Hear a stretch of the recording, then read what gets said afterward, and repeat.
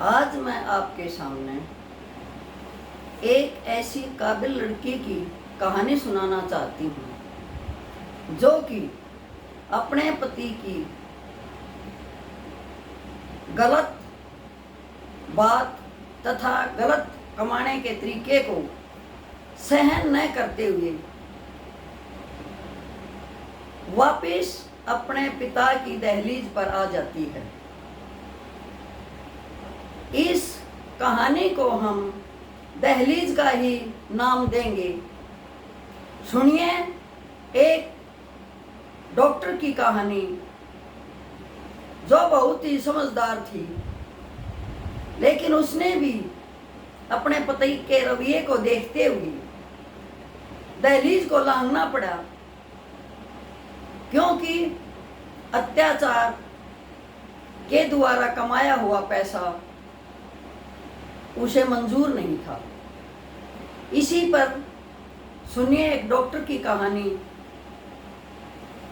यदि आपको पसंद आए तो कृपया करके लाइक और सब्सक्राइब अवश्य कीजिए। एक गांव के अंदर दिलीप नाम का आदमी रहता था। खेती बाड़ी करता था। उसकी पत्नी थी, वो भी बड़ी समझदार थी। उन्होंने बचपन से ही अपने बच्चों पर ध्यान दिया तथा उन्हें संस्कारी बनाया, ईमानदार और सच्चे बनाया और मेहनत, लगन, प्रतिष्ठा सभी बातों का ध्यान रखते हुए उनको आगे बढ़ने की प्रेरणा दी। अब उनकी बेटी सुधा जब भी स्कूल जाती थी, स्कूल से आते ही अपनी माँ को काम दिखाती थी। माँ भी खेत का काम करती, घर में पशु संभालती, परंतु फिर भी अपने बच्चों पर विशेष ध्यान देती थी। सुधा पढ़ने में बहुत तेज थी, संस्कारी थी, अपनी माँ का, अपने पिता का हर एक कहना मानती थी।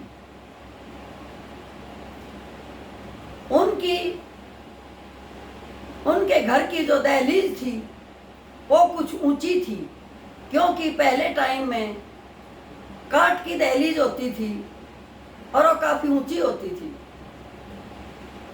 जब वो छोटी थी तो माँ तथा पिताजी उसे प्रेरित करते थे कि देखो बेटी, इस दहलीज को आप कैसे पार करते हो।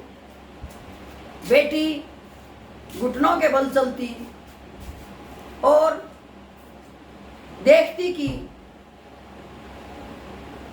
दहलीज कैसे पार करनी है। अब जो ही वो बड़ी होती गई, उस दहलीज को अपने पैरों से पार करने लगी तथा स्कूल जाने लगी। स्कूल में पढ़ाई में बहुत अच्छी थी। माँ के द्वारा संस्कार दिए हुए थे जो कि बहुत ही अच्छे थे। अब वो स्कूलिंग करती है, अपने गांव के स्कूल को टॉप करती है। पिता की इच्छा होती है कि क्यों न बेटी को डॉक्टर बनाया जाए। +2 के बाद जो ही वो PMT का एग्ज़ाम देती है, पास हो जाती है और उसका डॉक्टरी में एडमिशन हो जाता है। वहीं पर कुलदीप नाम का लड़का भी डॉक्टरी कर रहा होता है।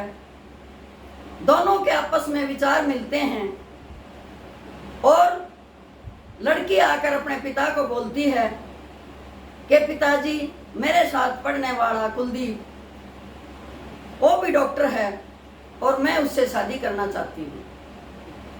अब दूसरे गांव का था, कोई गोतनात नहीं मिलता था, जाति भी एक थी, पिता को भी कोई ऐतराज नहीं था।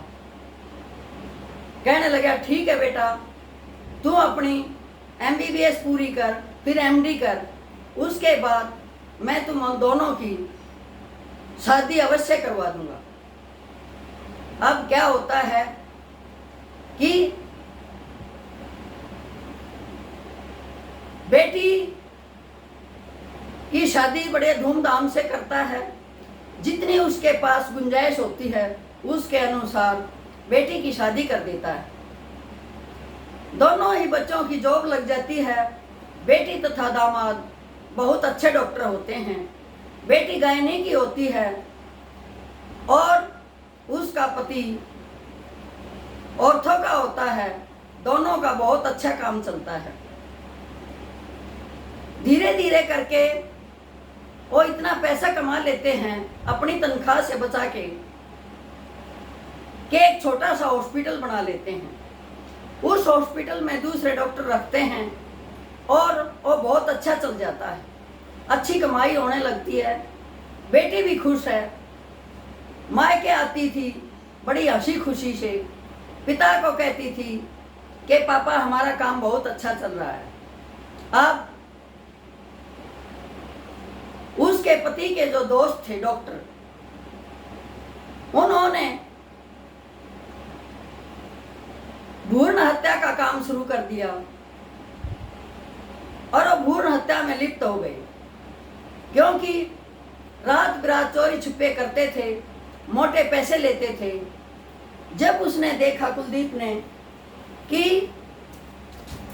इनका तो बहुत अच्छा काम चल रहा है, वो भी वही काम करने लगा।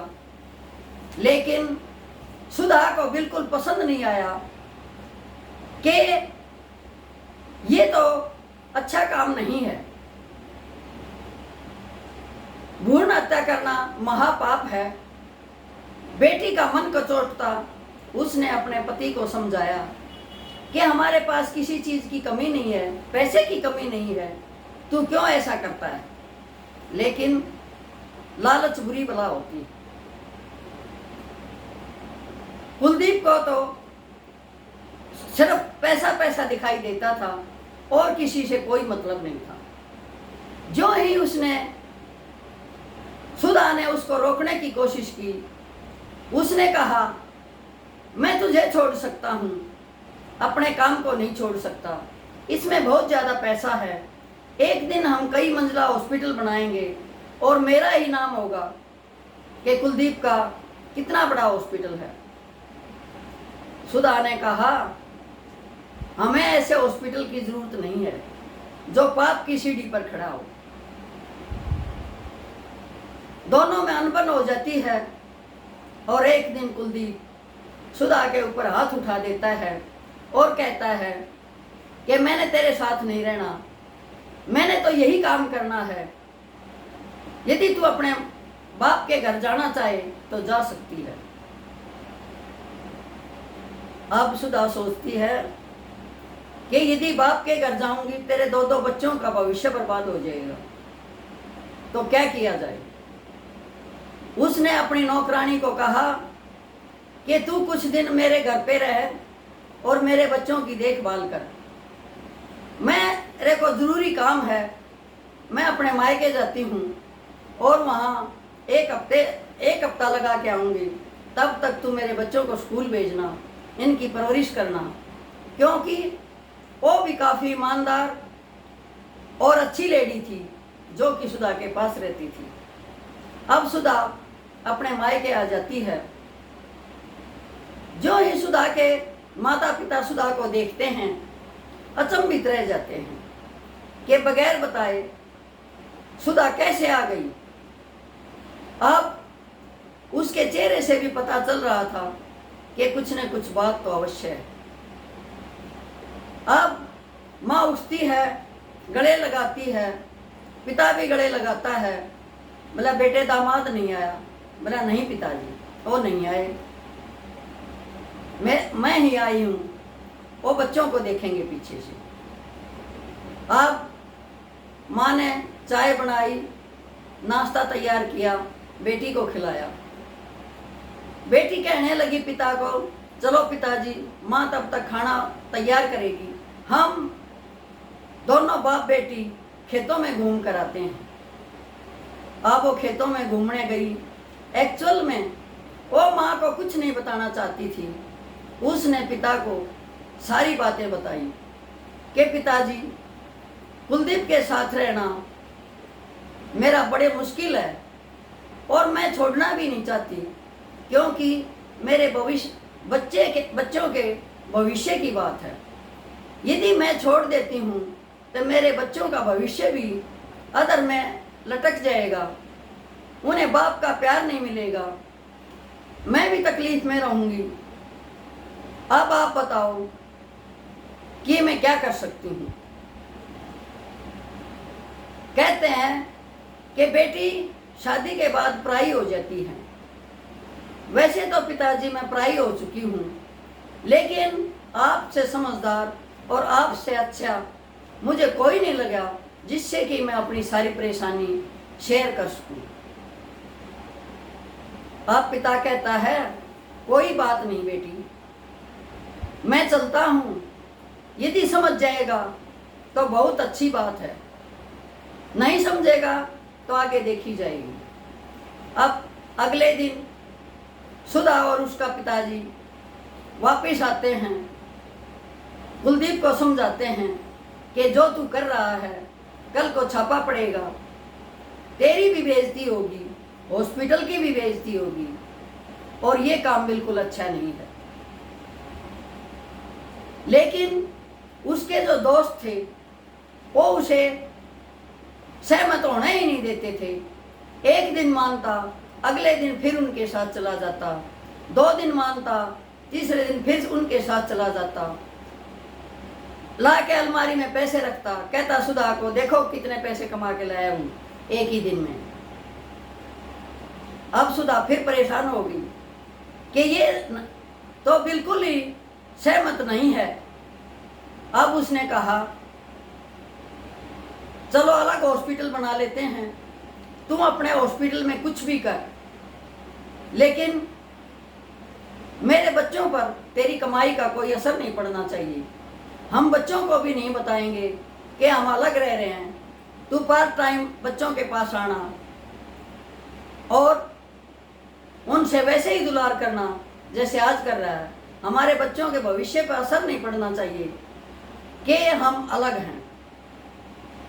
कुलदीप उस समय तो मान जाता है, लेकिन उसी समय जब दोस्तों के पास बैठा होता है तो उन्हीं का बहुत ज़्यादा सीनियर डॉक्टर आ जाता है और वो उनकी बातें सुन लेता है।